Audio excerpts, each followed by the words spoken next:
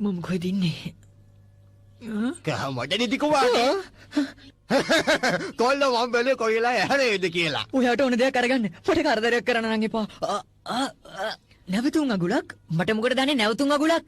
මෙතන මොනවද වෙන්නේ කියන්න. හරි විහිළුකාරයෙක්. මම දැන්ට මට ඔයාට ගොඩාක් කැමතියි. මගේ නම වේටර්. මේට? ඔව් හරියට වේටර් වගේම ඒත් ඔයන්න වෙනකොට මයන්න. ඔයාගේ නම මොකද්ද? ඔයා මගේ නම දන්නේ නැහැ? ඔව් නෑ ඔයාගේ නම මන් දන්නේ. ඔයාගේ නම මීටර් කියන නම මොකද? මොකක්?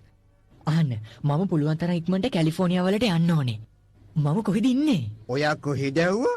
පුටිමයි. ඔයා ඉන්නේ රේඩියේටර් තැන්නේ. කාබරේටර් පළාතේ තියෙන ලස්සනම පුංචි නගරේ.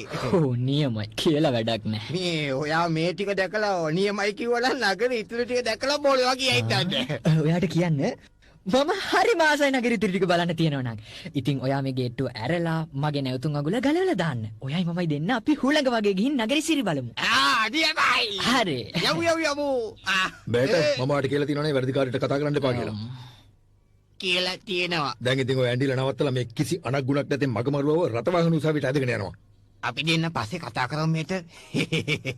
මේටර්ලා දෙන්නයි. හරි බජෝලි. රේඩියේටර් තැන්පත් රතවාහන උසාවිය දැන් ආරම්භ වෙනවා. මුළු පාරම කඩලා දැම්මා. හරිම නරක කාරක. මට මේක කියනවාද බබා? මේ වැඩ ඉවර වෙන කොච්චර වෙලාවක් යයිද? මට පුළුවන් තරම් ඉක්මනට කැලිෆෝනියා යන්න. කොහොම ඔයාගේ නීතිඥයා?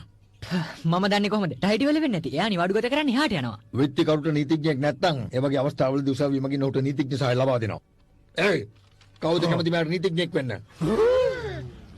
හරි. මං වැඩේ කරන්න ෂෙරීෆ්. අමෝ මගෙන් සිටින්න. The Honorable Doc Hudson presiding. ගෞරවනීය දොස්තර හඩ්සන් පැමිණෙනවා. දොස්තර ඔයාට අනුකම්පා කරන්න කියලා ප්‍රාර්ථනා කරනවා.